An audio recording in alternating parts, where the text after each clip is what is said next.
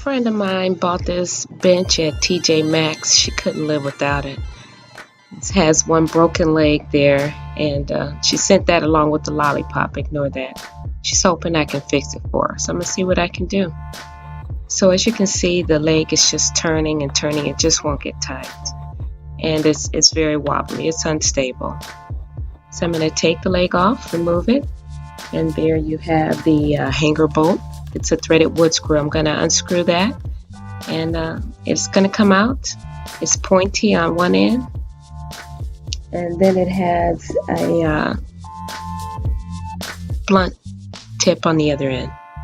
I've inserted the screw and the pointy tip in the leg, and now I have the Mr. Grip. Bought that at Home Depot, $1.97. And I just took cut a small piece of that, about 1/4 inch, put inside the hole there. I'm going to trim off the excess.